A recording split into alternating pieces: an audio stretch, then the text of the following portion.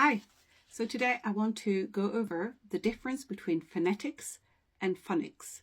And the reason for that is I've had quite a number of requests or various questions on these topics, and I thought it would be better to give it a good clarification and ensure everything is crystal clear, as well as remind you, for anybody who's quite new to my channel, that my channel is very much concerned with exposing the rise of psychiatry and psychology, modern psychology, and their very eminent role in the destruction of education. And the phonics system has definitely been one of the main target of these groups in the last 100 years in order to keep the population dumbed down. So I'm going to first clear phonetics, because we need that word first, with examples and a little story, so so it's very clear. And especially if you're not a native speaker, you may feel a little bit more relaxed and relieved as what I'm going to show you. And then we'll take up phonics, and again I will show you some books that you can go and have a look at and examine the information for yourself, and recognize that learning to read is only a matter of a few months. And then we will go into what has been done to make people believe that it takes years, and children gone for years and years unable to read, and adults as well. Okay, let's go straight into it. So I'm just going to use a simple Webster's New World for Young Readers. I've used that dictionary a lot when I was a teenager. It's a really good one. And phonetics, very simple: the study of speech sounds and of ways to represent them in writing. It's a study. It's a specialized subject. You have people who study that. They have a great deal of terminology that they will use in their research, in their study. But it's not what you use or teach children to read. It's a subject of sounds, right? It's a study of sounds and of ways to represent them. And it comes from the Greek phonetikos, which means to be spoken or to speak. Okay? And I will show you a good example, very straightforward. I made it already. So here it's a study of sounds and ways to represent them, right? So in the English language, we have 26 letters of the alphabet and 44 sounds. Of course, in French, in German, in other languages, they will also have their alphabet, and they will also have their own sounds. So obviously here I'm talking about the English language only. So here you go. Here's a good example. We have church, chemistry, chef. So what I've done is I've shown you here CH, right, which is a typical sound, English sound, ch. And here is a phonetic symbol, a phonetic representation that you would find in a dictionary. And I will show you this in a second. Then we have chemistry. Now, some people may get upset, people who are learning English, oh, well, we thought that CH meant ch, but here it's k. Yes, because chemistry comes from the Arabic alchemia, and so the pronunciation has remained that way. So a lot of these words with k, you'll find they come from Greek or Arabic very often. But the representation of the sound k is k. It's that little symbol there. Okay? Then we have chef. Now this is sh, like shoot, shoe. So we have that sound in English, but it's ch because it's a French word. And in French, ch is sh. So we have that, and it's represented that way. Okay, very, very, very straightforward. And here's a Webster's New World Dictionary, and I will simply show you in most dictionaries. Here you go, you have a pronunciation key, and it shows you how the sounds are represented by the symbols. And the reason for that is when you use a dictionary and you want to know how a word is pronounced, most good dictionaries, not all dictionaries have it unfortunately, but most good dictionary will have the word. So let's take the word funeral here at the top. You see here, I've got funeral. And here is the pronunciation, the phonetic symbols. And it will tell you how to pronounce that word. And then if you're not sure about the phonetic symbols, you go to the beginning of the dictionary. It's usually at the beginning, or quite often it's on each page. And you look at the symbol, and it tells you what the sound is. And this tells you how to pronounce the word. Right? So that's phonetics, a very specialized subject. And you may be interested to know that even in Hollywood in the 60s, a fantastic film was made about phonetics called My Fair Lady. And My Fair Lady is actually based on the 1912 play by Bernard Shaw. And I have an original book here, and I wanted to show you this. It's actually 1916, that one. Beautiful copy of 3 of Bernard Shaw's plays, and the play was called Pygmalion. And Pygmalion was actually I've got it here because I always forget what it is, but it's in Greek mythology, in Greek legend. It was a king of Cyprus who was a sculptor and sculpted a statue and fell in love with his own statue. And Aphrodite, hearing his prayer, turned the statue into a maiden. But the play Pygmalion has to do with phonetics. It has to do with a phonetics professor who tries to teach an English lady how to better speak. So if you've not seen that film, it's actually a fantastic film with Audrey Hepburn.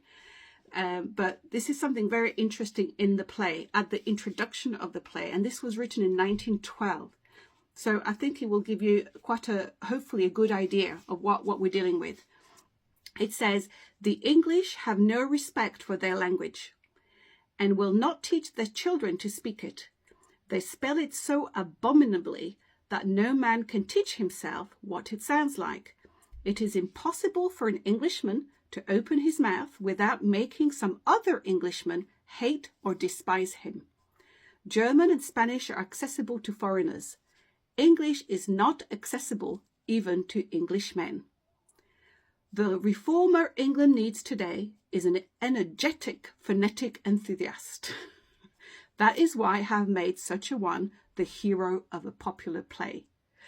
So 1912, and if you know a bit about English history, we have very different areas in England. You know, we have Newcastle, Liverpool, Manchester, all those different areas. The accents are very different. Scotland, even tougher on the accents. I struggle a lot. But basically what it's saying here, in Englishman, depending on which area it comes from, the language was quite an issue. And as it says here, you could despise or hate him, even between Englishmen. So this play was made, but to give you an idea of the problem with the sounding of the English language. So we have phonetics, the study of sounds, how to represent the sounds, and an international phonetic alphabet, which is used in dictionaries. So I hope that makes it clearer. Now, let's go on to phonics, which is a slightly different word. And phonics comes from the Greek phonos, or phone, which simply means voice or sound. And I've just lost the page here, so I'll find it again. Here we go. Phonics. The use of a simple system of phonetics in teaching beginners to read. That's the simplicity of phonics. It's a simple system of phonetics in teaching beginners to read. So we have the study on how to represent the sounds, and then we have a simple system to teach students to read, beginners to read. Now, here is the situation with phonics. In 1955, this gentleman here, called Rudolf Flesch, wrote this book, Why Johnny Can't Read. And I'm going to read you the back of the book here, and I'm actually going to put it at the end of this post. I've already discussed this in many posts at the beginning of my channel when I started the channel, but I'm repeating this because obviously many new followers are now listening, so you may be interested to go and find out for yourself. It says, ever since 1500 BC, wherever an alphabetic system of writing was used, people have learned to read by simply memorizing the sound of each letter in their alphabet. Except in 20th century America, we have thrown 3,500 years of civilization out the window. Okay? It says here, what I suggested, Flesch, the author, said, was very simple. Go back to the ABCs. Teach children the 44 sounds of English and how they are spelled. Then they can sound out each word from left to right and read it off the page. Right? This is simple. This is what has happened for, as it says here, 3,500 years. And here's what happened, as I described. Up until 1900, America had an incredibly high literacy level. But Europe was also doing very, very well, because remember that around the late 1400s, the printing press was invented. books over 100, 200 years started to be published more and more. People had more access to books. Knowledge was being transferred more and more people could read, because people didn't read so much before then. You know, only a few read Greek, Latin, read the Bible and that sort of thing. Or perhaps it might have been just the rich that were educated. But the point is, the ability to read became easier and easier. More people read. You had the Industrial Revolution. You had a big boom in knowledge. You had a big boom in discovery.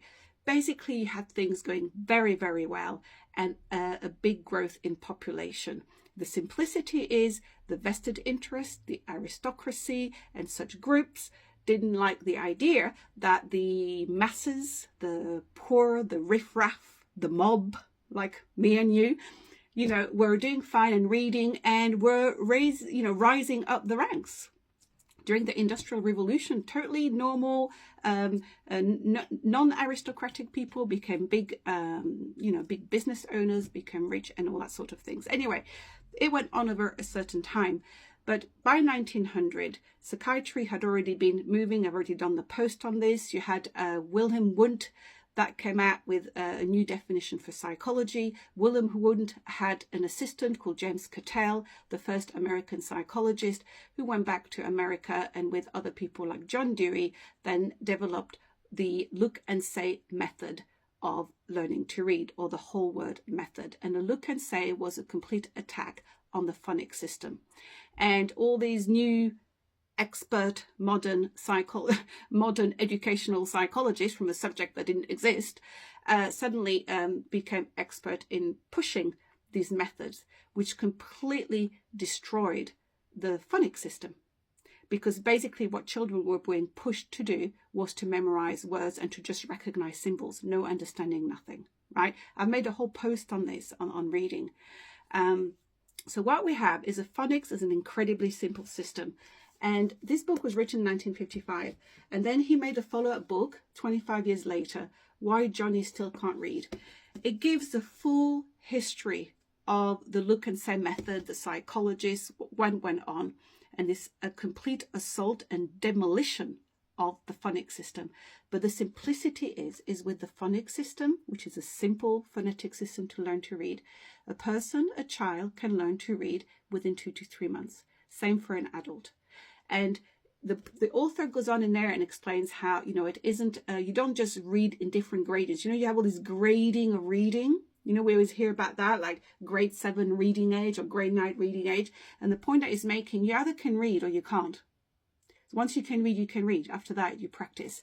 And in his book, I think you can find it on Internet Archive, by the way. Right at the end as well, he's got an entire section with cursive script, cursive writing, capitals as well. Pages and pages of practice. Obviously, you can get loads of phonics practice in other places, but he describes exactly how to go about teaching reading. What is really important, it's the simplicity of it. Now, you do have you can come across reading programs or phonics programs which use the terminology used in phonetics. But I think that's totally inappropriate, because the only words really somebody learning to read needs to know, as I've explained in my other posts, they need to know what a letter is, they need to know what the alphabet is, they need to know what a vowel and a consonant is, and they need to know what a syllable is. So, it's very, very simple vocabulary, 6 or 7 words, and then they need to get cracking and follow the standard procedure for learning to read. Moreover, I think it's in this book, because I've not finished reading the whole book, so I've got too many books in the middle of so many books. The other thing that I must remind you is, don't forget that it's all very well to go down through list and list of reading practice, but you need to ensure that your student or your child or yourself know what the meaning of the word is. Okay? For example, here you can read, small, brawl, paw, squall, taunt.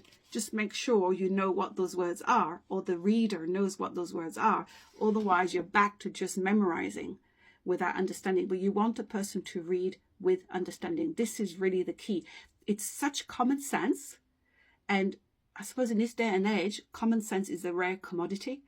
But I would imagine that perhaps 100, 150 years ago, it was so obvious that when you taught phonics or anything like that, and you taught somebody to read, that they should know what the word means.